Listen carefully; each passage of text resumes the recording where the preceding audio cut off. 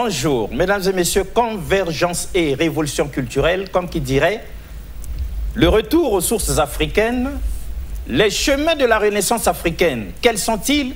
Et surtout, quand l'Afrique parle de l'Afrique, à l'Afrique, pour l'Afrique, parce qu'il y en a de par le monde trop nombreux qui parlent de nous, mais contre nous.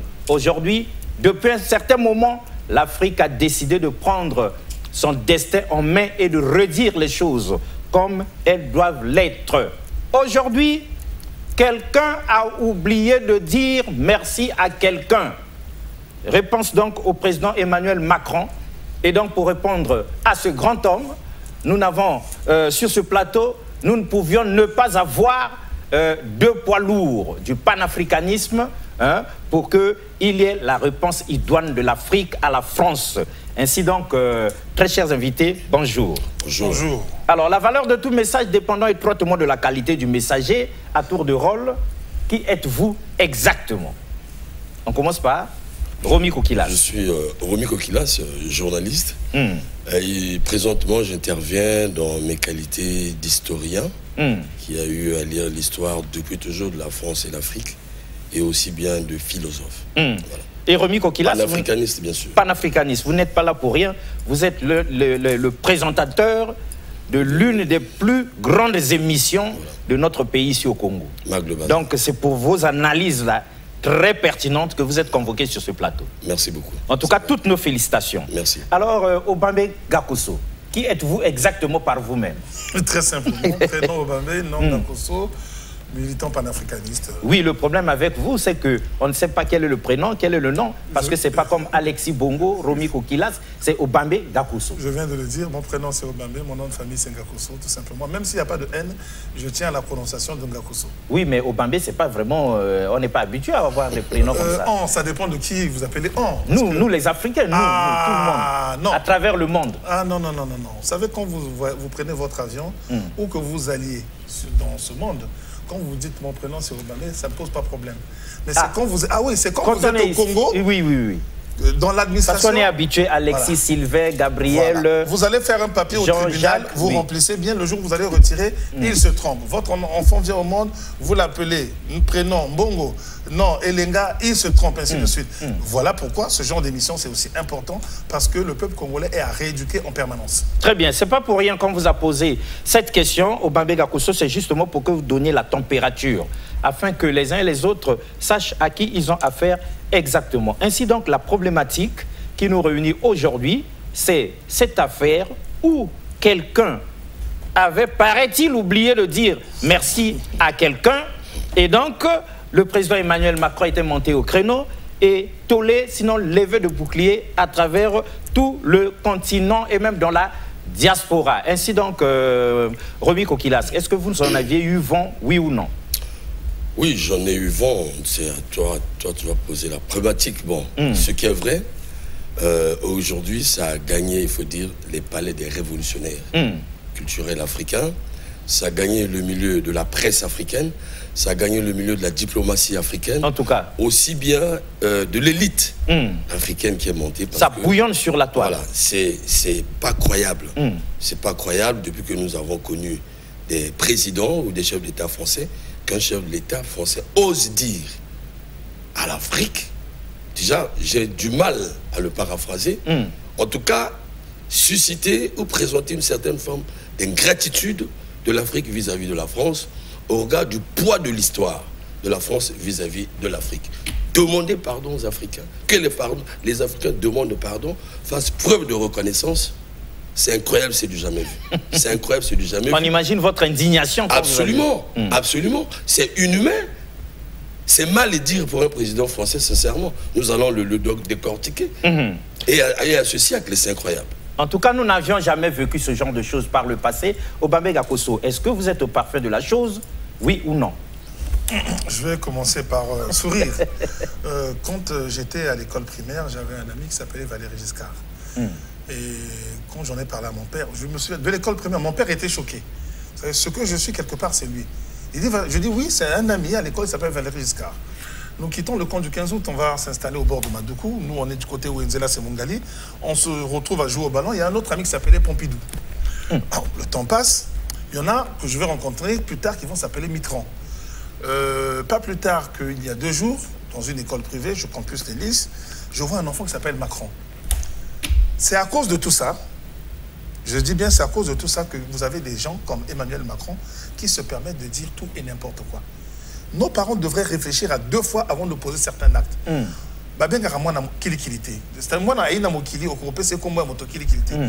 Je ne sais pas si on se rend compte du poids de l'histoire. Le professeur Obenga nous a toujours dit ceci. Quand quelqu'un veut parler de vous, en tant qu'individu, en tant que peuple, de votre continent, posez-vous les 3 questions suivantes. A-t-il autorité? A-t-il compétence? A-t-il légitimité? Ça. Moi, je ne suis pas un officiel. Je ne suis ni ministre, ni préfet, ni président de la République. Donc, on peut m'interroger sur tous les sujets possibles. Les koalas en Australie, les Indiens d'Amazonie. Je suis un citoyen du monde, je donne mon opinion. Mais lorsqu'on est dépositaire d'une charge publique, que vous soyez maire d'une petite ville de 10 000 habitants au Congo, bourgmestre d'une commune de 50 000 habitants en Belgique, lorsqu'on vous interroge sur un autre pays, il y a ce qu'on appelle la réserve. Quel que soit ce que vous pensez, vous devez être réservé. Parce que ce n'est plus vous qui parlez. Vous avez l'obligation de réserve. Voilà, c'est également votre commune que vous pouvez, quelque part, votre Ça engage pays. Aussi votre... Et c'est là où nous avons affaire à un homme qui n'a pas d'éducation. En réalité, la grande question est là. Ce monsieur n'a pas d'éducation. Non, vous pesez bien vos mots. Je pèse mes mots depuis qu'il est président, donc en 2017. On l'a vu à Kinshasa se comporter d'une certaine façon. On l'a vu récemment à Mayotte tenir des propos indignes, je dis bien complètement indignes, face à des gens en détresse. Il va nommer un Premier ministre. On sait que le Premier ministre, normalement, est aux ordres du président. Lorsque ça chauffe à Mayotte, que fait le Premier ministre? Il va à Pau. C'est pour vous dire qu'on a affaire à des gens qui non seulement n'ont pas d'éducation, mais qui en plus sont restés dans les siècles passés. Je parle des siècles qui commencent à partir du trafic négrier. Je ne parle pas d'avant. Avant, j'y reviendrai. Mais entre le trafic négrier et aujourd'hui, des gens comme Emmanuel Macron sont restés dans ces schémas. C'est que le nègre est un bon sauvage, que le nègre, nous lui avons apporté la vitre, le miroir, le sel, etc. Des choses qui existaient déjà chez nous. Mais ces gens sont restés des choses qui existaient déjà chez nous. Pour tout vous dire, vous allez dans l'espace Mbossi, le sel était une monnaie. C'est un exemple, je peux vous en donner plusieurs.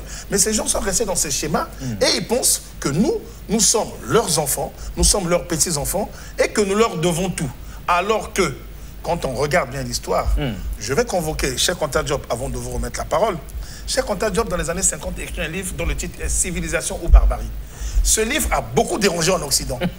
Avant de voir le contenu, le titre a dérangé. Rien que le titre. Parce que, en gros, Cheikh Anta Diop disait il faut inverser la polarité. La civilisation, en réalité, c'est nous. C'est chez nous qu'elle a commencé. Et la barbarie que vous nous collez, en réalité, c'est chez vous. C'est eux qui provoquent le plus de guerres dans le monde. Partout où ils vont s'installer, ils massacrent. Le seul continent où ils ont échoué, c'est chez nous. Parce que nous avons une démographie qui est dynamique et nous sommes résistants. Mais en Amérique, il n'y a plus d'Amérindiens, c'est fini. C'est fini. Ils ont réussi à exterminer tout ce beau monde. Non, mais c'est comme ça qu'ils sont. C'est comme ça qu'ils ont été éduqués, ainsi de suite. Donc pour l'instant, je vais m'en tenir à ça. Très bien. Mesdames et messieurs, pour qui nous suivaient, qui prenaient le train en marche, qui n'avaient peut-être pas eu vent de la chose comme il se doit, ou bien comme il se devait, nous allons donc faire appel donc, à nos confrères de la RTB donc, du Burkina Faso pour qu'ils nous en disent quelque chose. C'était donc au JT du Burkina Faso suite à cette sortie du président Emmanuel Macron. C'était donc le 6 janvier dernier à la conférence des ambassadeurs. Roland Nyakekele. L'actualité du moment, le discours du président français à l'occasion de la conférence des ambassadeurs de France ce 6 janvier. Un discours dans lequel il indique que les bases militaires françaises n'étaient pas chassées de l'Afrique, mais qu'il s'agissait d'une réorganisation de concert avec les pays africains. Ces propos ont tout de suite fait l'objet de réactions de la part de certains pays africains. Le Tchad, le Sénégal et la Côte d'Ivoire ont tous présenté une version à l'opposé des propos du président français. Ces nations africaines disent avoir la souveraineté, avoir donc dans la souveraineté décidée et sans aucune négociation possible du retrait des bases militaires françaises de leur territoire. Nous en parlons avec Frédéric Nikima. Déclaré persona non grata, L'armée française est appelée à faire ses valises dans plusieurs États africains qui aspirent à une souveraineté réelle.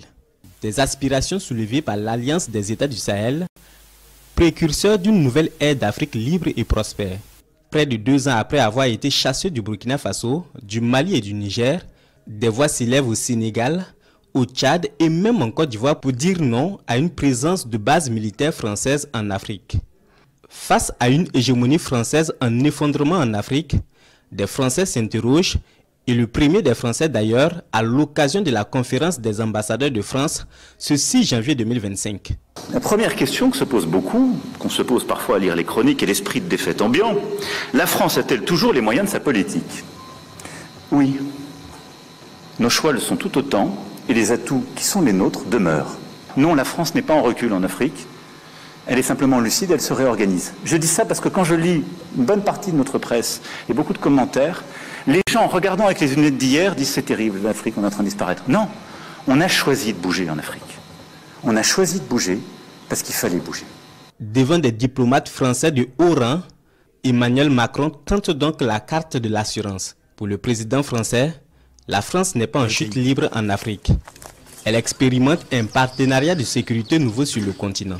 Et donc nous avons proposé aux chefs d'État africains de réorganiser notre présence. Comme on est très poli, on leur a laissé la primauté de l'annonce. Mais vous ne vous trompez pas, c'est nous qui l'avons... Et parfois il a fallu les pousser. Mais pas parce qu'on est poli et correct et qu'on se réorganise nous-mêmes qu'il faudrait que ce soit retourné contre nous en disant ils sont chassés d'Afrique. Je peux vous dire que dans bien de ces pays, on ne voulait pas enlever l'armée française ou même la réorganiser. Mais on l'a assumé ensemble. C'est ça le partenariat. Un argumentaire qui n'est pas du goût de Dakar et de N'Djamena, qui ont récemment souhaité la levée des bases militaires françaises. Depuis son compte Facebook, le Premier ministre sénégalais se veut ferme. Aucune discussion ou négociation n'a eu lieu à ce jour entre la France et le Sénégal. Selon Ousmane Sonko, cette décision de Dakar découle de la volonté du Sénégal en tant qu'État libre et souverain. Même ça, qui va plus loin en qualifiant le narratif français de méprisant à l'égard des peuples africains. Je crois qu'on a oublié de nous dire merci. C'est pas grave, ça viendra avec le temps. L'ingratitude, je suis bien placé pour le savoir, c'est une maladie non transmissible à l'homme. Mais je le dis pour tous les gouvernants africains qui n'ont pas eu le courage vis-à-vis de leurs opinions publiques de le porter, aucun d'entre eux ne serait aujourd'hui avec un pays souverain si l'armée française ne s'était pas déployée dans cette région. Et j'ai une pensée émue pour nos soldats qui, parfois, ont donné leur vie et pendant des années se sont battus. Nous avons bien fait. Le Tchad de répliquer à travers un communiqué du ministre des Affaires étrangères, je cite, « La France n'a jamais doté l'armée tchadienne de manière significative ni contribué à son développement structurel. » Et Abderrahmane Koulama d'insister qu'en 60 ans de présence marquée par des guerres civiles, des rébellions et une instabilité prolongée, la contribution française a souvent été limitée à des intérêts stratégiques propres, sans véritable impact durable pour le développement du peuple tchadien. Fin de citation. Cette déclaration tchadienne est soutenue par Ousmane Sonko qui ne reconnaît ni la légitimité ni la capacité de la France à assurer à l'Afrique sa sécurité et sa souveraineté. Pour lui, la France a souvent contribué à déstabiliser certains pays africains comme la Libye. Cela tout en rappelant l'apport combien important des peuples africains pour la survie de la France lors de la Deuxième Guerre mondiale. Au même moment, Paris se tourne vers une nouvelle stratégie en Afrique. Et donc oui, nous sommes en train d'ouvrir un partenariat de sécurité et de défense nouveau, où on aura des bases stratégiques. Djibouti en fait partie, c'est pourquoi elle est d'une toute autre nature. Je l'évoquais devant nos militaires, elle sera pérenne, stable, parce qu'elle est régionale, et on va aussi inventer de nouvelles relations. Comme on l'a fait ces dernières années avec le Bénin, relation inédite, comme on va le faire avec le Nigeria, où on a commencé un dialogue stratégique qui n'existait pas jusqu'alors, ce qui était une aberration. Et donc le Maghreb sera aussi dans cette stratégie, pour moi au cœur d'un agenda positif, etc. Partenariat stratégique de défense, désinhibé, mais d'avenir. Et au-delà de ça, le continent africain, c'est un continent de croissance. Et là-dessus, nous sommes trop frileux. L'Afrique, un continent d'opportunités dans bien de domaines auxquels la France compte bien rester attachée pendant longtemps. N'est-ce pas le moment pour les pays africains de s'unir pour une souveraineté réelle des peuples? La question reste posée. Voilà, mesdames et messieurs, tout le monde maintenant est au parfum, comme il se devait, de la problématique. Alors, Romy Kokilas, réaction à chaud. Bon, réaction à chaud, première réaction. Déjà, il faut dire que nous venons pour éclairer le peuple africain à travers ces dires que tout le monde a suivi. On le dit comme a dit au Bombay, nous avons la peau black, c'est chez nous. Et pour tous ces États indépendants, écoutez les propos de Macron. Je dis bien, par rapport aux propos depuis Valéry Giscard d'Estaing, franchement, et l'histoire nous renseigne sur De Gaulle, je me dis, c'est triste vraiment de voir un jeune président être aussi ringard, permettez-moi le terme, être aussi démodé de sa propre politique. Je vous dis, je connais la politique française, je l'ai apprise. J'ai l'impression, d'abord, c'est pas l'impression, Macron dans ses propos prouve qu'il est ignorant de l'histoire d'abord, de la France-Afrique depuis toujours.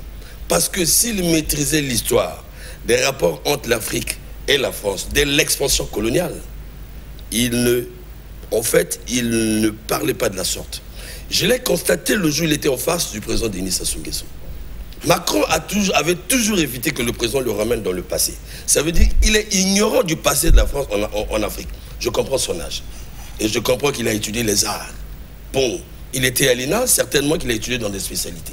En tout cas, Macron ne va jamais vous tenir un discours sur l'histoire de la France en Afrique. Déjà. Mais je suis surpris qu'il tienne de tels propos très maladroits. Et quand vous le suivez, il est dans l'euphorie. Il est euphorique. Quand vous le suivez, il vous donne l'impression d'un roi imprudent de l'Afrique. Et qu'est-ce qu'il parle? Comment il parle de l'Afrique? Bon, il y a un partenariat avec l'Afrique. Ils aménagent les politiques comme s'ils étaient chez eux. Comme si ces États n'étaient pas libres. Comme si ils n'étaient pas indépendants. C'est pourquoi il est dans le vieux fichier. Mais cependant, en face de nos chefs de l'État, il présente son ignorance vis-à-vis de ce fichier colonial. Il ne sait pas réellement. Et je suis sûr que, mais d'ailleurs c'est bien, Macron c'est la bienvenue, je le dis aujourd'hui, quand je vois les anciens présidents et la vieille politique, Macron c'est la bienvenue pour la France. Donc un mal nécessaire pour l'Afrique, le continent. Et un malheur pour la France, parce que c'est grâce à Macron que l'Afrique est en train de déstabiliser ses vieilles politiques.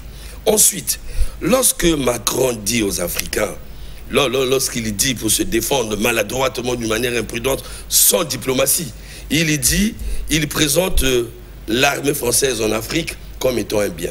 C'est là où je dis, c'est l'effet de l'ignorance, permettez-moi le terme. Parce que l'ignorance, c'est de ne pas savoir. Parce que s'il savait le poids de l'histoire de l'Afrique sur la France, en tout cas, il ne présentait pas... Attends, est-ce que les États africains ont besoin d'avoir la France comme gendarme pour sa sécurité? Pourquoi Macron veut prouver à l'opinion internationale et aux Africains que nous sommes dans l'insécurité? Mais l'insécurité est créée par la France, depuis toujours.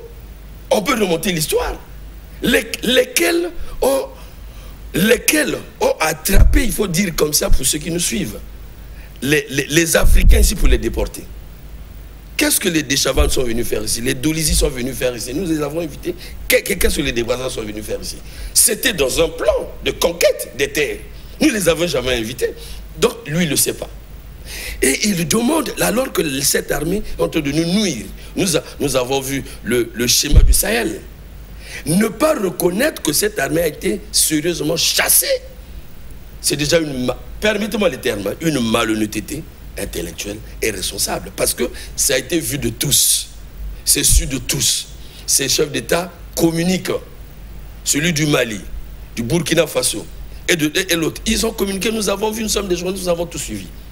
Au lieu de faire preuve d'humilité, pour reconnaître que il ne tient pas dans sa politique, il est en train de renverser tout ce que ses prédécesseurs ont eu à faire, de par son manque de tact et d'expérience politique, je me permets de le dire, parce que Chirac ne l'avait jamais fait, malgré tout ce qu'il était. Mitterrand ne l'a pas fait, Sarko ne l'a pas fait. Vous voyez l'enfantillage. Il vient tout pour dire, mais par rapport au travail fait, il a le regret des soldats français qui meurent en Afrique. Nous en avons besoin. Mais les nôtres sont morts là-bas lors de la Deuxième Guerre mondiale. 52 soldats. Sans le vouloir, les nôtres sont morts dans le champ de bataille pendant la Deuxième Guerre mondiale. La victoire n'est pas revenue en Afrique. Mais cependant, les leurs viennent avec des plans taillés. Aller pour déstabiliser l'État, ils vont demander de l'aide. Est-ce que vous savez un pays africain qui a ses armées en Occident? Mais c'est révolu. Voyez-vous comment il raisonne? Et c'est une façon, il faut dire, de refuser la souveraineté en Afrique, aux Africains. Il le dit avec arrogance. Et il voudrait que, par rapport au poids de l'histoire, les Africains puissent dire merci. Ils parlent comme ça aux chefs d'État africains. Mais c'est des États autonomes. Et vous voyez bien, lorsqu'ils pensent qu'il faut aménager les stratégies, ils présentent là la misère de la France. C'est là où je dis qu'il n'est pas diplomate. Parce que dire aujourd'hui que nous sommes en train, il faut sauvegarder ces accords, voilà, réorganiser. Mais l'Afrique n'a pas besoin de la France, s'il vous plaît. Je le dis, l'Afrique n'a pas besoin de la France. Vous voyez, il parle en termes d'évolution démocratique, de la richesse, ainsi de suite. C'est ça. C'est ça son problème. Moi, je pense que c'est un message fort qu'il donne aux palais africains, même ceux-là qui ne voulaient pas emboîter le pas. Lui, cette humiliation devait faire lever les Africains, s'il vous plaît, les états-majors africains. Ça veut dire, lorsque Macron transforme certains chefs de l'État en préfets, mais la réponse est là. Ah, claire, nette et précise. Nous pouvons, pour terminer, nous pouvons tout perdre. Politiquement, il y a ceux qui gagnent. Nous pouvons tout perdre en tant qu'Africains, sauf notre dignité vis-à-vis de la France. Sauf notre dignité. Voilà. Très bien. Alors, Obambe Gakoso. Bien, en tout cas, moi je suis très content. Tout ce que je viens d'entendre, ça fait plaisir. On va parler de l'histoire, justement. Vous savez, les Camerounais, sur le papier, sont indépendants depuis le 1er janvier 1960. Ça, c'est ce que tous les bouquins vont vous dire. Mais ce qu'on ne vous dit pas, c'est qu'au Cameroun, il y a eu une guerre de libération, une guerre d'indépendance. Cette guerre a opposé l'État français. Donc, imaginons l'État français de l'époque, nous sommes dans les années 50, à un parti politique appelé l'UPC, qui avait sa branche armée. Le président de l'UPC, à un moment donné de cette histoire, s'appelait Roland Félix Moumié, un médecin, et le secrétaire général était un syndicaliste appelé Ruben Oumniobé.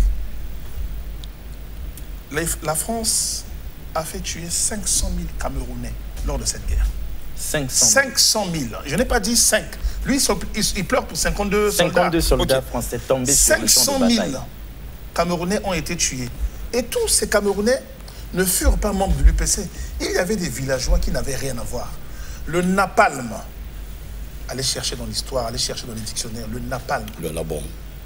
Les avions français survolaient le Cameroun, des villages camerounais, et déversaient le napalm. Vous prenez ça sur la peau au baby. Il y a encore des survivants, cette histoire. Lorsque Ruben Oumniobé est assassiné dans le maquis de la Sanaga maritime par l'armée coloniale française, le 13 septembre 1958, on le prend, on vient exposer sa tête décapitée dans un village. La stratégie est connue, c'est pour vous décourager. Vous voulez l'indépendance? C'est ça l'indépendance, vous allez voir. Terroriser ces villageois-là. Roland Félix Moumié, qui a été obligé de fuir le Cameroun, qui allait à gauche et à droite, et empoisonné au thallium à Genève par un homme des services secrets français. Et donc, nous, on va dire merci. Romy Kokilas l'a dit. Tous les nègres qui ont fait l'armée française, prenons 14-18, 39-45, les deux guerres soi-disant mondiales, qui en réalité sont des guerres ethniques eurasiatiques. Évidemment. Je rappelle que nos États n'existaient pas, à part l'Éthiopie et le Libéria. Bon, encore que le Libéria, officiellement, c'est 47. Nos États n'existaient pas. On a forcé nos papas, nos grands-papas et nos arrière-grands-papas à aller faire cette guerre qui n'était pas la leur. Et ils étaient tellement lâches qu'ils nous mettaient devant. Peut-être qu'on pourra tuer 1 ou 2 Allemands. La chair à canon. Pour faire la guerre d'Indochine, ils ont fait la même chose. Est-ce qu'ils nous ont dédommagé? C'est là où je vais. Absolument rien. Ils ont fait la guerre en Algérie. Et il y a ma père qui est décédé. Il était là-bas. Sans demander notre avis. Mais à quel moment ils nous ont dit merci? Et à quel moment ils nous ont dédommagés? Moi, je vais confier une chose. Je suis panafricaniste, c'est vrai. Mais dans mon parcours, si on peut dire idéologique, parce que moi, je n'appartiens à aucun parti politique, pendant longtemps, j'étais proche des socialistes français, je vous le dis. À quel moment j'ai commencé à les regarder différemment et un peu à les vomir? Lionel Jospin est Premier ministre. Il y a quelqu'un qui va poser sur la table la question de la décristallisation des pensions. C'est un sujet dont personne ne parle. Il faut dire qu'à la fin de chaque guerre où l'armée française était impliquée, il y avait 3 niveaux de pension. Le blanc a la plus haute pension, l'arabe a le deuxième niveau de pension et le nègre, le 3e niveau. Quand je dis nègre, c'est ceux qui ont des passeports d'ici. Je ne parle pas du Guadeloupéen, du Martiniquais, eux encore. Donc, on nous donne les mêmes armes. On va se battre. On meurt ensemble. On se blesse ensemble. Les mêmes sacrifices, les mêmes épreuves. Mais lorsqu'il faut nous payer la pension, moi je suis au bas de l'échelle. Et il y a eu des gens qui ont eu le courage de reposer ce problème quand Lionel Jospin est Premier ministre. les calculs ont été faits. Dit-on, ils ont dit ça va coûter trop cher à l'État français. Et ils ont gardé ce niveau de pension. Dans nos pays, qu'est-ce qu'ils font? Quand il y a le 14 juillet, on appelait nos vieux là qui étaient encore un peu valiers, on leur donnait du vin, vin rouge, un peu comme disait Macky Sall, il y avait des desserts et du pain au chocolat. Voilà comment on traite des gens qui vous ont sauvé la vie, qui vous ont permis de vous libérer du joug à le Mans. Nous allons continuer. En 1945, lorsque la France est libérée, dans les conditions que nous savons, les tirailleurs qui rentrent au Sénégal, ils réclament leur solde, ce qui est normal. Voilà. L'État français refuse de leur payer ce solde. Lorsqu'il y a un petit mouvement, l'État français massacre. Thiaroye. Il y a des livres qui sont écrits sur Thiaroye. Il y a un film sur Thiaroye. Et nous attendons avec impatience qu'il y ait un procès revisité afin que les descendants de ces gens soient dédommagés. Mais qui va dire merci à qui? Qui va dire merci à qui? Jacques Chirac quitte le pouvoir. Il dit quoi? Nous devons tout à l'Afrique. Même le petit café que vous prenez à table. C'est ça, il a dit. Tout. Vous savez le matin, ce que fait le blanc, bon, vous savez, lui il sait, mais certains ne le savent pas. Le matin, le blanc se lève, il doit prendre son café. Noir. Ouais. Petit noir, comme ils disent. Quand il arrive au bureau, il dit bonjour à tout le monde, il prend un café. À sa pause, 10h, 11h ou 11h30, il prend un café. On est à 3 cafés. Lorsqu'il mange entre 12h et 14h ou entre 13h et 14h, quand il finit, il prend encore un café. À 4h, il prend un café. Le soir, quand il finit de prendre son repas en famille, pour ceux qui ont des familles, il prend encore un café. Vous allez sillonner toute la France, du nord jusqu'au sud, de l'est à l'ouest, il n'y a pas une plantation de café. Il n'y a pas une plantation de cacao. Lorsque vous allez dans les pâtisseries, le chocolat est omniprésent. À Noël, on ne peut pas faire Noël sans chocolat. À Pâques, on ne peut pas faire sans chocolat. Les gâteaux d'anniversaire, c'est le chocolat. Et ça, vous pensez que c'est acheté au prix réel? Non. Ce sont nos enfants en Côte d'Ivoire qui travaillent dans des plantations, dans des conditions ignobles, qui récoltent tout ça. Qui va dire merci à qui? Qui est ingrat? Il parle d'ingratitude, ce monsieur. Mais la guerre dans le Sahel, si Nicolas Sarkozy n'avait pas bombardé la Libye en passant par le biais de l'ONU, aujourd'hui, le Mali ne serait peut-être pas déstabilisé. Absolument. L'image que je vais donner, parce que parfois quand on dit ça, mais il n'y a pas de banini. Motaï Namboka en français, c'est mieux parce que ça va passer. D'accord. Pour que le monde entier comprenne. Quelqu'un arrive dans votre village, dans votre cour, dans votre parcelle de terrain. Je vais être vulgaire. Il viole votre soeur. Vous le voyez. Il dit, oh, on se calme. Une ambulance, dernier cri arrive. Les pansements magnifiques. Votre soeur est debout. Et lui, vous demande de dire merci. Oh, qui est fou? Qui est fou? En fait, la vérité, elle est là. C'est eux qui ont bombardé la Libye. Et la Libye servait de digue, de barrage. Et la digue tombant, les djihadistes se sont entrés. Vous savez, ces armes-là, les deux pays africains qui fabriquent les armes, c'est le Soudan. Je répète toujours, Soudan et Afrique du Sud. Lorsqu'on attrape les djihadistes, les armes ne sont ni soudanaises, ni sud-africaines. On sait d'où viennent ces armes. Ça vient de ce qu'on appelle l'Occident. Vous pensez qu'un djihadiste va prendre un visa, il va aller à Saint-Étienne, on fabrique des armes, il va acheter. Il va aller en Israël, un djihadiste, en Israël, il va acheter. Il va aller aux États-Unis, on sait qui leur fournit ces armes. On le sait.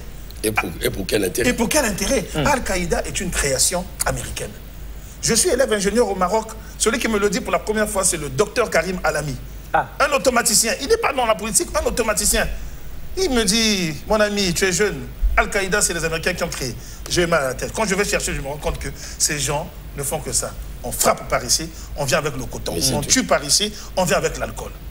Jusqu'à quand? Comme disait l'artiste Tiket Diafakouli, ils allument le feu, ils l'activent. Et après, il vient jouer aux pompiers. On a tout compris. Ça a été compris. Alors, Romik Okilas, c'est à vous. Alors, mais il faut dire, moi, je m'accroche plus à Macron parce que j'ai beaucoup suivi la politique française, je continue de la suivre déjà. Parce que même François Asselineau regrette énormément qu'on ait voté. Il y en a qui disent même, mais on ne peut pas confier la gestion du pays à un enfant. Quelqu'un dit même un gamin. Asselineau est chrétien, il convoque la Bible avec verset à la police. Je sais pourquoi il convoque la Bible. Loin de la Bible, d'ailleurs, l'expérience l'a démontré. Lorsque Sarkozy aux affaires, je suis en France. Je suis en France, j'ai suivi tous les grands débats autour de Sarkozy. Lorsqu'il a donné la pulsion à la police, j'ai tout écouté. Comment taxer Sarkozy? Vous avez vu les guignols, tout ça. Mais on le traitait de tout. On le traitait même de con à la télé, au journal de con. Et si Sarkozy est traité de con, vous avez vu, quand même vu comment il a préservé les intérêts de la France. Il avait une tête bien assise sur sa poitrine. Mais il a tout préservé, depuis De Gaulle jusqu'à aujourd'hui.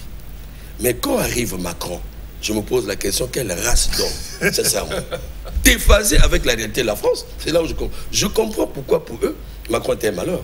Parce que Macron, d'abord, une star, hyper star, il fait ce que la politique française ne recommande pas, un genou, un abdos, mais parce que en politique, c'est pas parce qu'on sort des grandes écoles, la politique, ou bien des sciences, mais il y a un problème d'éducation politique.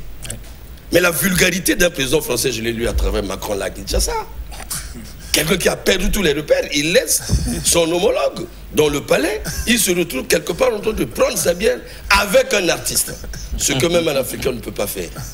Comment vous appelez ça? C'est notre frontière. À côté, il a des gros dossiers qui l'attendent. Mais vous allez constater que c'est Macron qui inaugure l'ère de la chute de la France à tous les niveaux. Ah, nous avons vous vu pesez ici, bien vos mots. Je dis bien.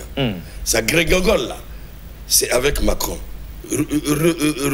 Souvenez-vous, l'ultimatum a été donné comme ça à la télé. Nous avons suivi à la France de déguerpir le Mali. Ah oui, c'est... Bien sûr. L'ultimatum a été donné. J'attendais la réaction de Macron. Là, il n'avait pas parlé. Il a tellement pris des coups. Ça aurait été en Afrique. Je te dis que la France se soulevait, chassait ce monsieur-là de l'Élysée. En temps réel, on le chassait depuis. Mais comme c'est des gens qui respectent trop ces règles, mais je suis sûr que Macron, franchement, est la bienvenue pour les Africains. Ce que je l'ai dit hier dans les réseaux sociaux, les gens n'ont pas compris. La bienvenue, pourquoi? Mon frère, plaçons-nous au niveau de l'Afrique précoloniale.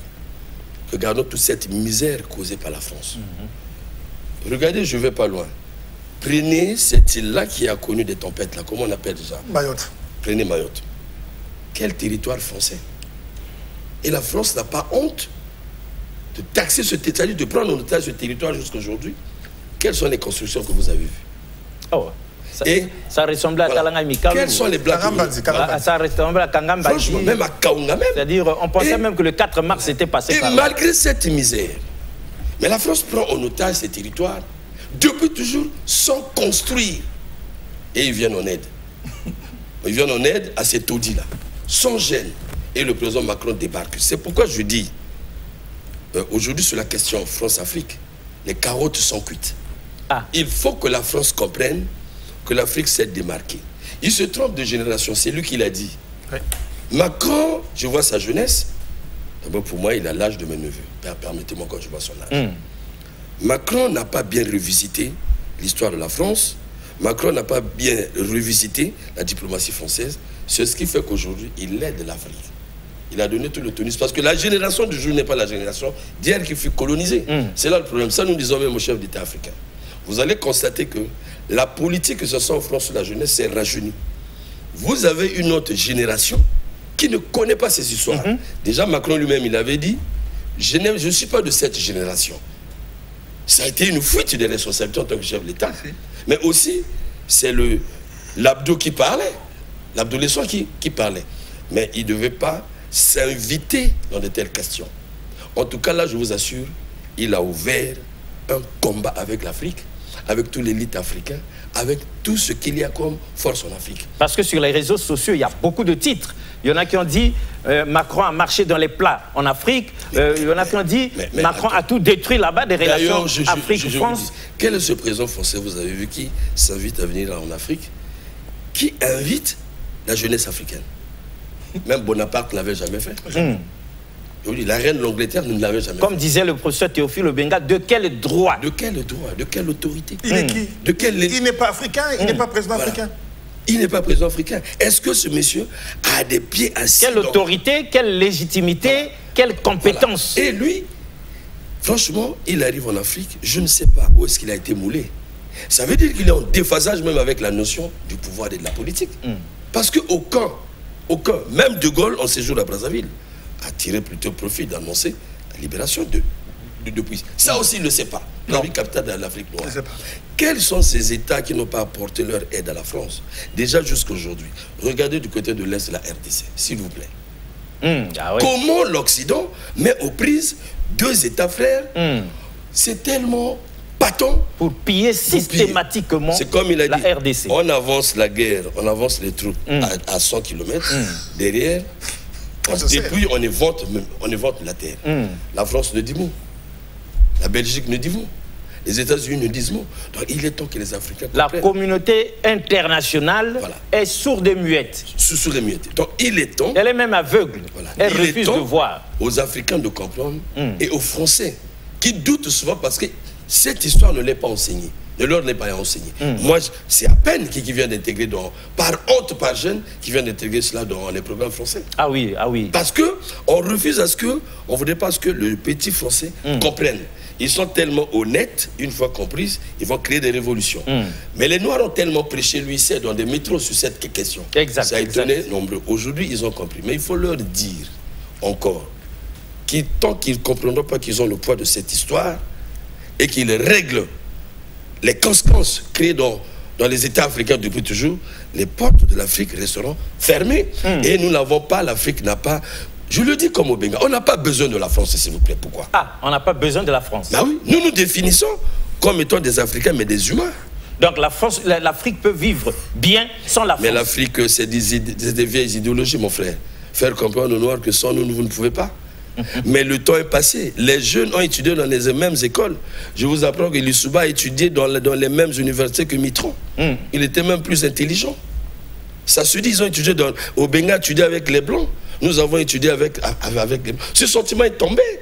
Ça, c'était un vieux sentiment français indigène. Le temps a changé. On n'est plus à l'époque où on faisait croire à nos parents, accepter à nos parents, nos ancêtres les Gaulois. Maintenant, pour terminer ce que la France fait, rapidement. La France a peur des régimes montants du Sahel.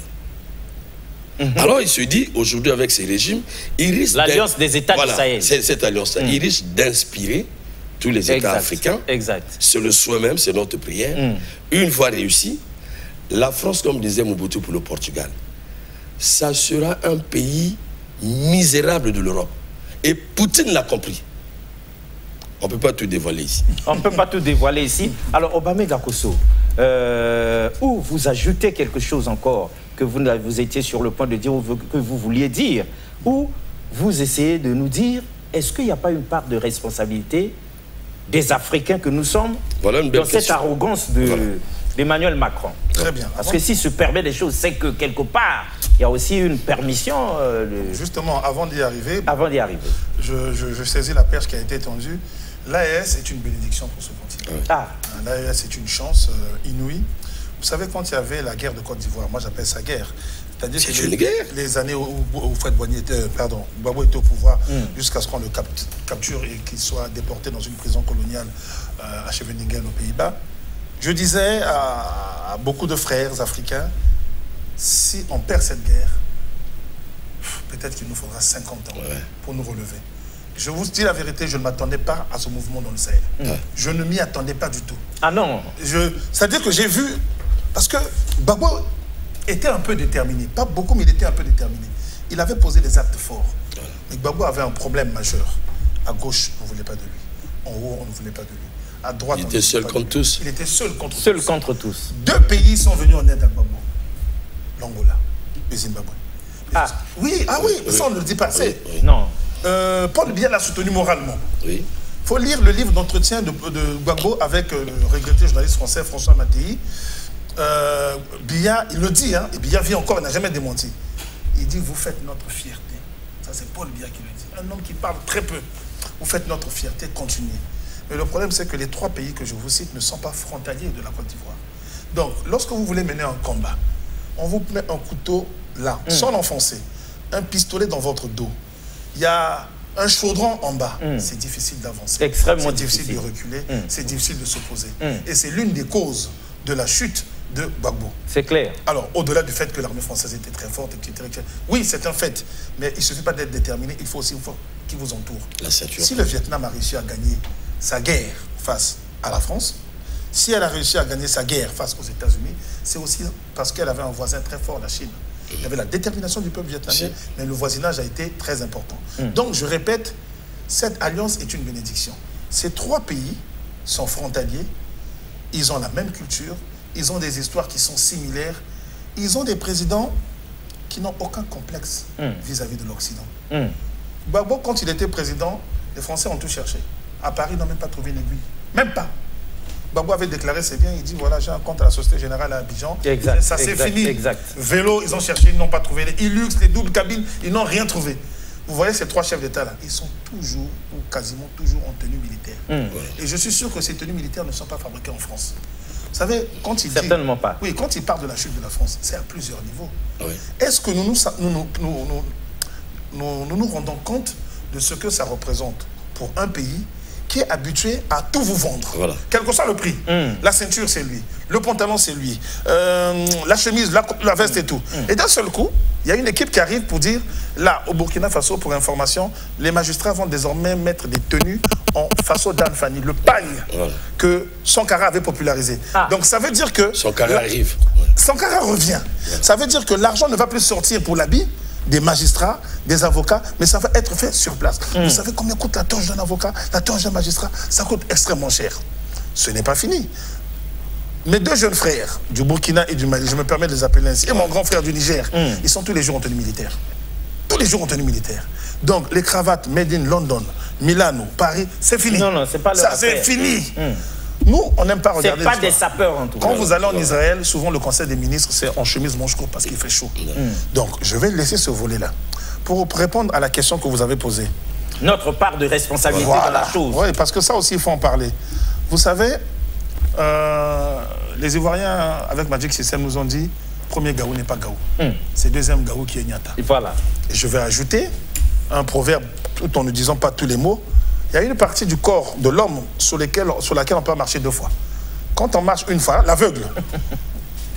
Quand la deuxième fois vous allez repasser, il va entendre vos pas, il va reculer, ou il va fuir. Et notre problème est là. Lorsque nous sommes insultés, il y a quelques-uns qui répondent. Les chefs d'État sont silencieux. Lorsque nous sommes vilipendés, il y a quelques-uns qui répondent. Le reste demeure silencieux. Vous avez les chefs d'État. C'est eux qui sont autorisés à parler au nom de nos États. Moi, je peux parler, je peux me permettre de dire l'Afrique, oui. Mais je peux me permettre de parler au nom du Congo. Je ne suis rien.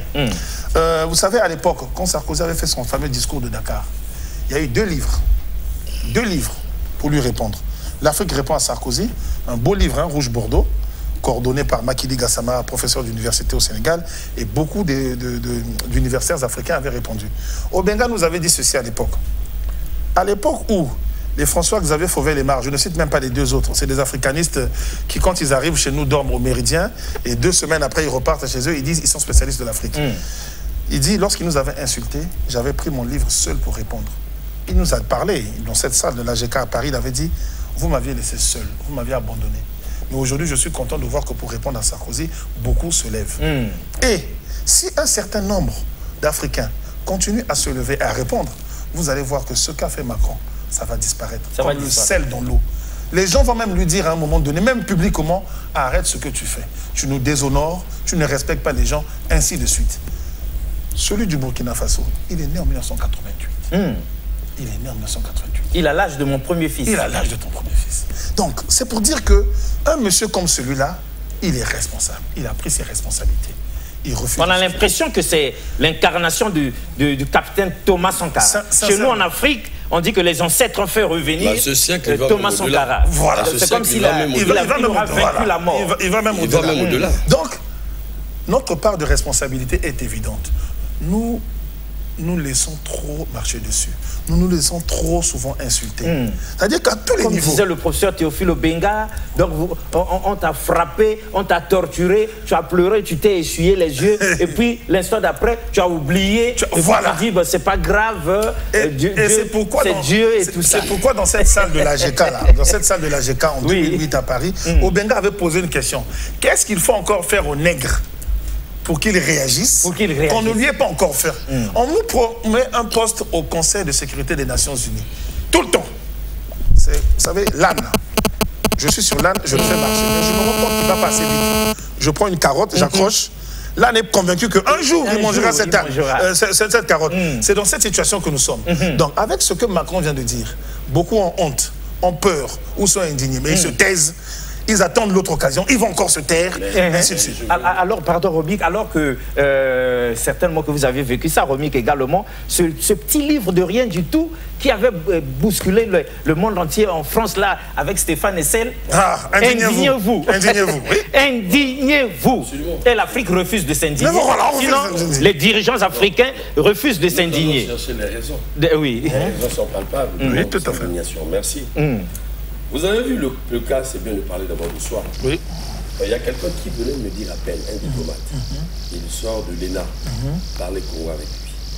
Il me dit, la politique congolaise ou des anciens États français, les anciens colonies de la partie. Parce qu'au départ, c'est la France qui met ses communes. Youlou, par exemple. Au Pango, et c'est qui l'adversaire à l'époque? Alors, les trois premiers, c'est Jean-Félix Chikaya, Jacques Opango et puis Fulbert Youlou. Fulbert Youlou. Opango inaugure la vraie politique. Ils sont l'opposition. Voilà qu'un prêtre qui avait un parti qui n'est même pas connu. À la base, il ne faisait même pas de politique. Il ne faisait pas de politique. On va le piquer quelque part à l'administration française. On l'emmène chez le roi. Nous voulons que celui-là soit roi.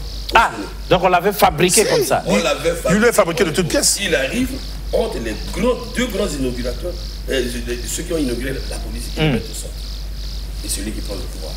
La preuve, je crois que c'est au Benga, non, c'est un monsieur qui nous a dit ici, le nom me reviendra à mon émission, le nom reviendra. Il dit il était là le jour où on lève le drapeau pour la première fois. Nous avons l'indépendance. Le 15 août 1960 à minuit. Voilà, à minuit, lorsqu'on lève le drapeau, congolais. Youlou pleure. Oui. Et lorsqu'on dit qu'il faut descendre le drapeau français, il refuse. On ne peut pas jeter la mère et l'enfant. Ne dites pas ça. Si. Il avait dit. Youlou l'avait dit. C'est selon Kiki Méchan. Il a dit. Et il fallait laisser les deux drapeaux. Voilà. Vous avez vu le refus de c'est grave démarquer de la France. C'est grave que d'avoir laissé les deux drapeaux. Non, on n'a pas laissé. Le représentant français avait dit ça ne se fait pas. Vous devenez indépendant, notre drapeau doit descendre et le vôtre doit monter. Voilà. Et Youlou ajoute, on ne peut pas séparer la mère de l'enfant. Voilà, ça c'est Atondi Lekasi qui le dit ici, sur mon plateau. Il explique, puisqu'il était là. Bien sûr, c'était un jeune homme. Et c'est tard la nuit que la police française est arrivée à la gendarmerie pour retirer le drapeau français. Le lendemain, Youlou dit, mais ils m'ont donné le pouvoir. Mais où sont les cadres?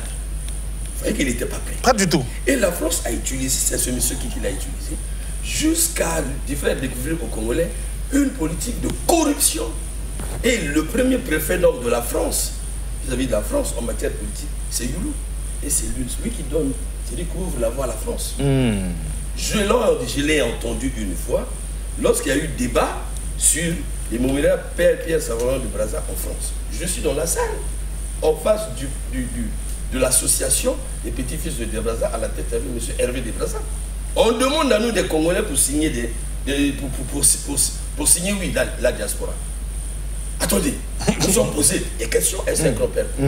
Et je vous dis, l'appui, c'est les politiques congolais qui ont appuyé ce dossier. Bien sûr. Je dis, attendez, sommes-nous libres ou pas? On gagne quoi? Là-dedans. Rappelez-vous de l'histoire, il parlait je suis historien. Mais ça, c'est trop grave. Et à la fin, qu'est-ce qu'on retrouve? Un mausolée des Brazza, sans qu'il y ait des restes de Makoko. Non. Les Congolais s'étaient opposés. Ça fait mal à certains politiques qui voulaient gagner du succès auprès de la France. Pour vous dire, la France a joué son jeu au départ, comme j'ai donné l'exemple de Youlou, en calvaudant la notion de la politique. La politique chez eux, c'est autre chose. Mais chez nous, on dit, bon, nous t'avons choisi, tu restes là. Vous êtes des petits nègres. De la France, tu es un petit nègre. Et nous avons évolué avec ça. La rupture a eu lieu avec Mugabe. Quand les révolutionnaires arrivent, ils chassent les Français. Mugabe a chassé.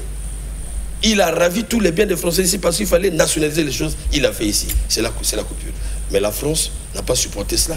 Parce que pour que la France gagne en matière de richesse en Afrique, il faut que la France ait ses représentants. Vous souvenez-vous le problème de Kadhafi, vous savez bien. Bien sûr. Voilà. Donc aujourd'hui, le problème c'est entre deux générations.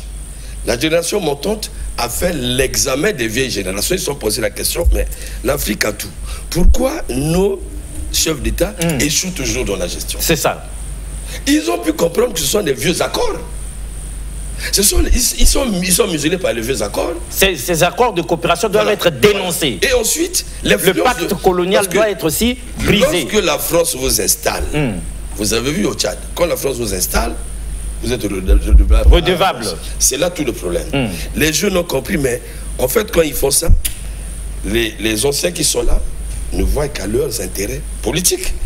Exact. Et lorsqu'ils transmettent cela à la classe politique, vous allez entendre, ah, mais tu sais, souvenez-vous, c'était le président, l'actuel président ivoirien, dans la salle. Il y avait un président qui chargeait la France. Et Alpha Condé. Alpha Condé dit, mais sache que nous sommes en direct là. Et ton micro ouvert. Ton micro. Alors c'est l'infantilisation. Donc aujourd'hui, il faut se démarquer de cette culture, que les jeunes sortent les anciens de cette peur. Le tableau sahélien est une preuve.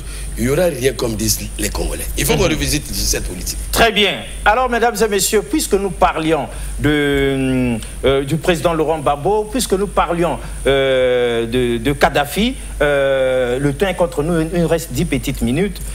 J'aurais bien voulu, je vous donne à commenter une seconde, le jour où la France avait été forcée, brisée, violer le palais présidentiel en Côte d'Ivoire, jusqu'au point d'aller dénicher dans sa chambre le président Laurent Gbagbo et madame. Ce jour-là, les panafricanistes du monde entier avaient dit, là, la France est en train de signer sa propre chute, creuser sa propre tombe. Et le jour où la France, par Sarkozy interposé, avait comme ça là, assassiné, traîné son corps comme un voyou dans la rue, de Kadhafi, là nous avions dit trop c'est trop. Est-ce que vous partagez cet avis que c'est des choses que l'Afrique n'oubliera jamais et qui ont certainement... Rapidement, avant d'y revenir, ce que Romy Kokilas a dit, il n'y aura rien. Le plus beau cadeau que... Robert Mugabe a offert 2 cadeaux au Zimbabwe. S'être battu pour l'indépendance. Il s'est battu les armes à la main et avant de partir, il a changé les textes. Le code minier au Zimbabwe a changé. C'est-à-dire que quand une société minière s'installe au Zimbabwe, tout ce qu'elle va exploiter, 80% ça reste dans les caisses. Super. Il n'y a aucun pays en Afrique qui fait ça. À part l'Algérie où ils ont la Sonatrach, la plus grosse entreprise d'Afrique. On ne vous enseigne pas ça dans les écoles. Non. La plus grosse entreprise d'Afrique, c'est la Sonatrach. Un peu l'équivalent de notre SNPC. Quand je dis l'équivalent, ils sont dans le même domaine. La Sonatrach, c'est elle qui rapporte le plus d'argent dans les caisses. Mais c'est une entreprise algérienne. Au Zimbabwe, je répète, n'importe quelle entreprise minière qui arrive, Mugabe, avant de mourir, a dit c'est 80% pour nous, 18 à 20% pour vous. On dit qu'au Botswana, là-bas aussi, nous avons la maîtrise de nos diamants qui sont là. Mais au Botswana, le Botswana, c'est une sorte de paradis pour ceux qui parlent. Les étudiants sont boursiers, on ne connaît pas les retards des bourses. Absolument la santé, bon, pamba, comme on dirait. Alors, rapidement. Par rapport à ce que vous avez dit, moi, je me suis senti humilié le jour où on a déniché Gbagbo. Mais ici. Comment? Je me souviens, j'étais au bureau. J'étais devant mon ordinateur. Je ne sais même plus comment j'ai fait pour trouver la force de continuer à travailler. Pour Kadhafi, c'est un peu la même chose. Vous savez, la chute de Kadhafi et la chute de Gbagbo, je recommence ce que j'ai déjà dit, c'est le manque de solidarité des Africains. Exact. Lorsque Kwame Nkrumah meurt, officiellement cancer de l'estomac à Bucarest, après avoir subi un coup d'État en 66, il meurt en 72, le discours le plus beau ce jour-là. Moudileno Massengo était là, il avait représenté le Congo. Il était le premier vice-président du Conseil d'État, c'est un peu le Premier ministre, c'est lui qui est là-bas en train de représenter le Congo à Conakry, parce que les obsèques avaient lieu à Conakry. Tout le monde avait parlé. Le plus beau discours, c'était celui d'Amical Cabral. Cabral avait dit ceci dans un bon français, hein, ce monsieur qui parlait portugais à la base. Il avait dit, on nous dit que c'est le cancer de l'estomac qui a tué Nkrumah, non, c'est le cancer de la trahison.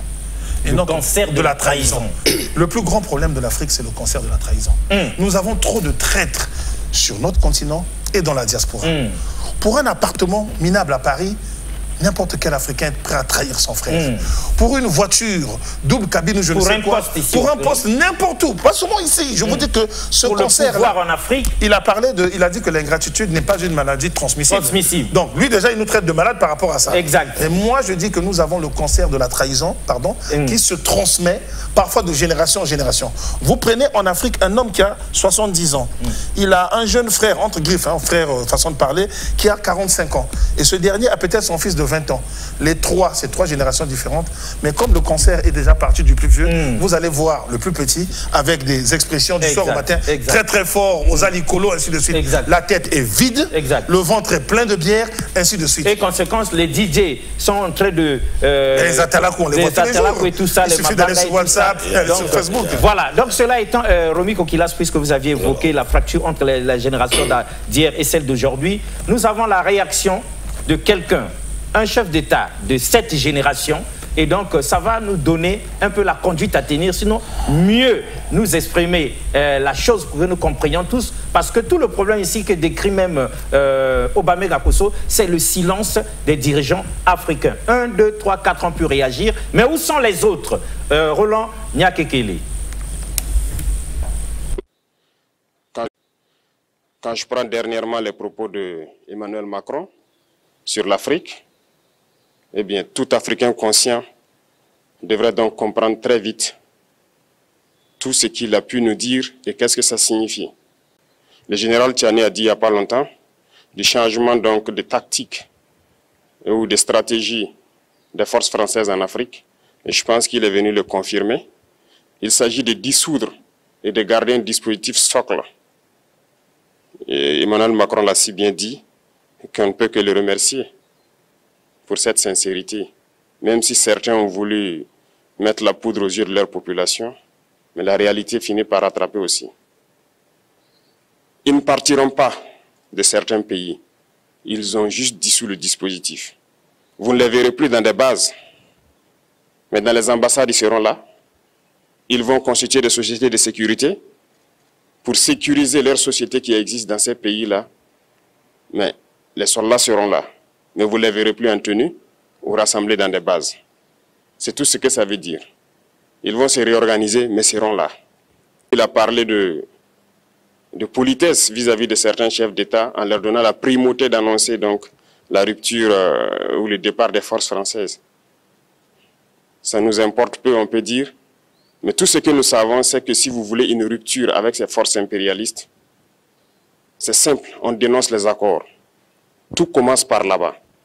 Et je pense que l'exemple du Tchad, en tout cas, est palpable. Ils ont commencé par dénoncer les accords. Sinon, si on ne dénonce pas les accords, juste dire que les bases quittent, on n'a rien fait. Parce que le problème se trouve dans les accords coloniaux de défense qui ont été signés depuis l'indépendance. Le plus dangereux n'est pas ceux-là que vous voyez dans les bases. Le plus dangereux, ce sont les conseillers militaires. Les conseillers militaires existent dans tous ces pays. Ils ont existé au Burkina aussi jusqu'en fin 2022, jusqu'à ce que nous prenions nos responsabilités. Et qui sont ces conseillers militaires? C'est ceux-là qui sont censés mettre en pratique la politique de la France ici. Ils doivent travailler à rendre nos armées très faibles pour que la France puisse toujours avoir l'argument d'exister ici. Sous Blaise Compaoré, ils avaient réussi. Nos sentinelles prenaient donc la garde avec des bâtons. C'est ça que la France veut de nos armées. Lorsque nous arrivons à cette étape, nous n'avons pas le choix que de vouloir qu'ils viennent s'installer. Mais l'armée burkinabé a réussi à un moment donné à se débarrasser des conseillers militaires. Malheureusement, je pense qu'en 2019, après l'opération Otapouanou, où ces Français ont vu que l'armée burkinabé avait encore une capacité de réagir au terrorisme, ils ont appelé les chefs d'état-major en France, ils l'ont instruit de reprendre les conseillers militaires dans toute la structure. Eh bien, il n'a pas accepté, mais au retour au pays, les politiques l'ont instruit d'accepter les conseillers militaires. Et c'est là que les conseillers militaires sont revenus dans l'armée burkinabé en 2019. Avec toutes les conséquences qu'on connaît, l'armée était en train de disparaître dans les années 2020-2021. Et d'ailleurs, c'est le moment où beaucoup de militaires ont dû déserter parce qu'il n'y avait plus d'espoir. On était en train de s'effondrer. Voilà un peu comment ils travaillent. À l'état-major général des armées, dans tous les états-majors d'armée, dans les écoles, c'est eux qui sont censés nous dicter la politique de notre armée. C'est eux qui nous disent combien recruter, quand recruter et qu'est-ce qu'il faut en faire. Ils sont dans les écoles pour nous dire comment il faut les former et ainsi de suite. Tant que ces conseillers militaires sont là, vous n'êtes pas indépendant. Votre armée aura juste l'apparence d'une armée qui sera là en train de faire des parades, du cirque. Mais lorsque viendra la guerre, vous vous rendrez compte que la parade, c'est une chose, mais la guerre, c'est une autre chose. Il faut rompre les accords. C'est la seule façon d'avoir une armée indépendante et se construire, être fort. Mais beaucoup de gens ne le comprennent pas peut-être. Et même avec ces accords, la France choisit dans nos États des élèves officiers pour aller les former. C'est à travers ces mêmes accords. Mais en réalité, ces officiers qui partent se former pour la plupart, pour la France, ils viennent pour servir l'État français dans leur pays. Ils ne viennent pas pour servir nos pays. Ils les forment pour qu'ils viennent servir les intérêts de l'État français. J'en veux pour preuve, lorsque nous nous sommes révoltés, beaucoup d'officiers au Burkina qui ont été formés en France ont été immédiatement contactés pour leur dire que c'est le moment de se mettre en action parce que vous avez été formés pour ça, pour servir les intérêts de la France. La plupart de ces officiers nous ont rendu compte, nous avons pris acte et nous continuons de suivre. Lorsque un officier formé en France arrive dans son pays et par malheur meurt soit par accident ou bien sur le champ de bataille, en France, il y a une nuit d'hommage aux morts dans l'armée, comme partout ailleurs. À la nuit d'hommage aux morts, on cite le nom de l'officier en question et on dit « mort pour la France ». Il ne le forme pas pour servir son pays, il le forme pour servir leur État. Et dans beaucoup d'États africains, il y en a plein de ces officiers. Combien sont patriotes, Dieu le sait. C'est une leçon que Emmanuel Macron a donnée encore aux chefs d'État africains, de se rattraper et de pouvoir vraiment mener cette lutte contre l'impérialisme. Mais en plus de ça, il a aussi insulté tous les Africains dans ses propos. Il y a une partie qui a retenu mon attention, là où il parlait d'ingratitude. Et que l'ingratitude est une maladie non transmissible aux humains. Lui, il est humain, notre ingratitude n'est pas transmissible à lui.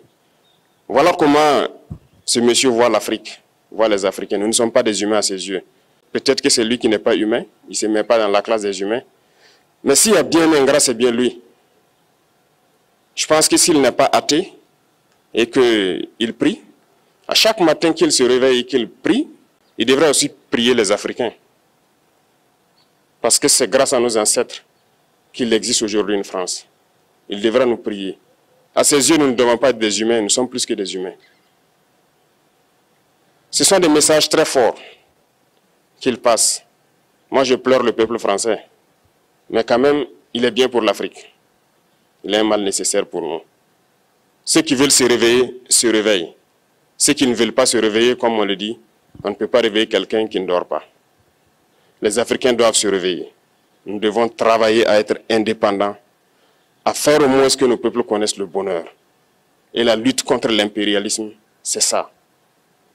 Il faut décoloniser les mentalités, prendre en compte toutes ces données-là, parce que le monde nous donne tellement d'exemples à voir. Pour eux, il n'y a pas de morale. Ils peuvent vous désigner aujourd'hui terroriste, mais demain, vous êtes un héros. Par leur simple bouche, ils décident de ce qu'ils font. Ils parlent de démocratie, mais ils se font eux-mêmes des coups d'État constitutionnels entre eux. Ils parlent des droits de l'homme, mais ils déciment des populations ailleurs. L'Africain doit se réveiller, l'Afrique doit se réveiller. Et le combat contre l'impérialisme est permanent. Et je vous invite à incorporer ce combat, à travailler en sorte que nous soyons réellement indépendants, que nous soyons autosuffisants et que nous puissions nous développer, connaître le bonheur, ce à quoi notre peuple aspire. Merci, je vous souhaite une très bonne journée, une très bonne semaine et une très bonne année. Voilà, qui est dit avec les mots qu'il faut. Romy Koukilas, je sais qu'on a l'atterrissage, mais de façon exceptionnelle, si vous étiez accordé 2 minutes, réaction et conclusion, que diriez-vous? Réaction, ce président vient de tout dire. Son message s'adresse... Tout est dit. Tout est dit. Son message s'adresse à tous les Africains, surtout aux responsables. Moi, le conseil que je m'aurais donné, le mouvement est lancé. Le vent est lancé. L'Afrique est mise à nu aujourd'hui par les Africains. Que l'on veuille ou pas. C'est l'unique ère. C'est les premières années. C'est une période, une première depuis l'esclavage jusqu'à aujourd'hui. On doit se rendre compte où l'Afrique a compris la France et est en train de se démarquer. Malheureusement, vous avez les présidents tels que celui de la Côte d'Ivoire. Je me permets. Leur truc, comment ils appellent la CEDEAO, qui draine encore les tares des nègres colonisés qui ont encore dans leur tête que la France est une garantie au pouvoir. C'est là qu'ils ont galvaudé le pouvoir. Il faut être bien avec la France parce que la France vous garantit au pouvoir dans votre propre pays. Ça fait chien, ça fait esclave. Aussitôt élu, premier voyage officiel en France. Avant d'être élu, on va à l'Élysée. Ah, avant d'être même élu. Voilà, on demande l'autorisation. L'Élysée fragilise vos adversaires dans vos territoires. Donc en allant là-bas, vous avez vendu votre terre, vous arrivez. Et c'est eux qui vous investissent, vous avez le pouvoir, ils vous garantissent. c'est grâce à vous qu'ils vont piller tout. Mais on vous garantit le pouvoir. Entre le pouvoir et le développement de votre pays. Et vous allez voir, souvent, c'est des bilans nuls. Simplement parce que la France a garanti la personne est au pouvoir, il a servi la France et ils sont étonnés de leur bilan. C'est pourquoi vous voyez au Tchad, comment Macron est venu jouer au traditionnel, même les traditionnels africains ne le font pas, il vient investir, lui qui est garant de la démocratie, vient investir un président en Afrique. Il est venu carrément adouber. Voilà, un pont putschiste contre leur propre démocratie. Et c'est là où nous avons compris que Macron n'a rien compris. Et de l'histoire de la France, et de la diplomatie de la France, et de l'histoire de l'Afrique. Je ne sais pas où est-ce que la France a pioché ce candidat. Franchement, je me pose... Donc on dit merci à Macron, alors, merci à la France, oui ou non? Non, moi j'interpelle la France. D'apprendre à simuler et à dire pardon d'abord à l'Afrique, et merci, et à passer aux réparations. Et c'est dit avec les mots qu'il faut, comprenez notre émotion, parce qu'on est à l'atterrissage de façon exceptionnelle, parce qu'on a débordé. Si DRTV nous a laissé ici continuer un peu, c'est parce que le dossier en vaut la peine. Donc, 1 minute, 2 minutes, réaction et conclusion. Les réparations auront lieu tôt ou tard. Aucun crime ne reste. Il faut bien. Ça viendra. Moi, j'ai confiance, même si je ne suis plus de ce monde. Ce que le président du Burkina Faso a dit, effectivement, il a tout dit. Je ne sais pas combien de livres de panafricanistes il a lu, mais ses devanciers, ses pères et ses grands-pères parlaient déjà de la décolonisation des esprits. L'un des plus grands problèmes pour le nègre en général et pour le nègre d'Afrique en particulier, c'est le problème de la décolonisation de l'esprit. Si vous décolonisez votre esprit, vous allez décoloniser votre école, vous allez décoloniser votre santé, vous allez décoloniser votre diplomatie, vous allez tout décoloniser. Tout décoloniser ne signifie pas qu'on doit vivre en autarcie. Ce n'est pas la question. La question, c'est de décider par soi-même. Avoir la capacité de... Sans demander la permission. Il faut décider par soi-même. Vous savez, comme il dit toujours. En 2010, c'est la soi-disant année des cinquantenaires des indépendances en Afrique. Nous sommes 3 panafricanistes à Paris. Nous allons assister à un cycle de conférences organisé par la maison d'édition L'Harmattan. Il y a une dame de la RDC que nous rencontrons. Ce qu'elle nous a dit ce jour-là, on le savait, mais vous savez, quand la personne qui est impliquée le dit elle-même, ça change de tête. Elle était à l'OMC, non, à l'UNESCO. Et des Africains s'étaient organisés, y compris elle, en disant, nous avons fait un cahier de charge, ce que nous oublions souvent de faire. Et nous allons auditionner les différents candidats. Ils ont besoin de nos voix. Le vote à l'UNESCO, c'est un homme, une voix. Il n'y a pas de droit de veto à l'UNESCO comme à l'ONU. C'est un homme, une voix.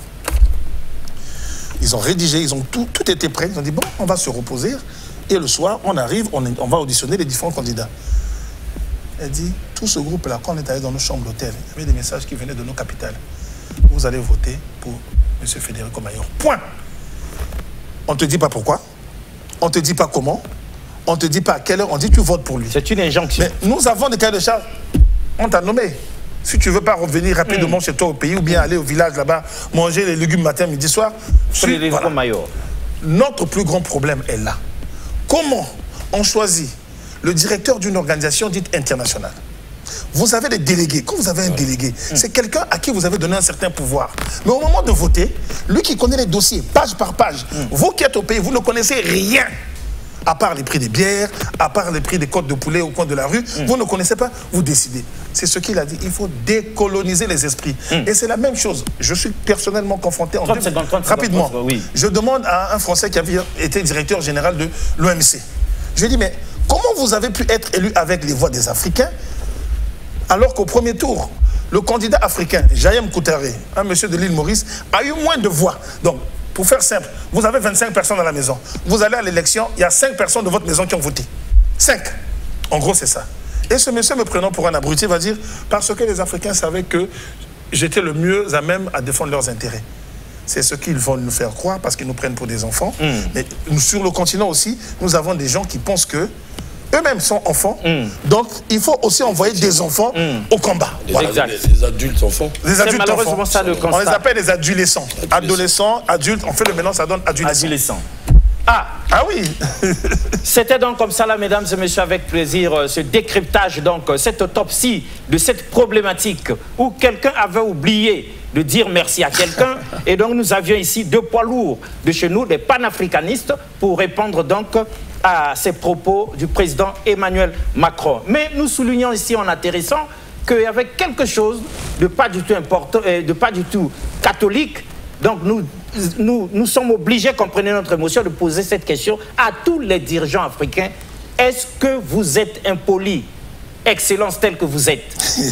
Parce que le président Macron, lui, il dit, comme nous sommes très polis, et alors, en face de lui... C'est des mal polis. Voilà. Donc, deuxièmement, mesdames et messieurs, la pensée du jour dit ceci. Je crois que la France a oublié de dire merci à l'Afrique. Et pour chuter, nous empruntons ces mots de ce capitaine, pas comme les autres. Une sorte de résurrection, sinon de réincarnation du capitaine Thomas Sankara. On ne peut pas réveiller quelqu'un qui ne dort pas. Au revoir et à la prochaine. Merci beaucoup une fois de plus.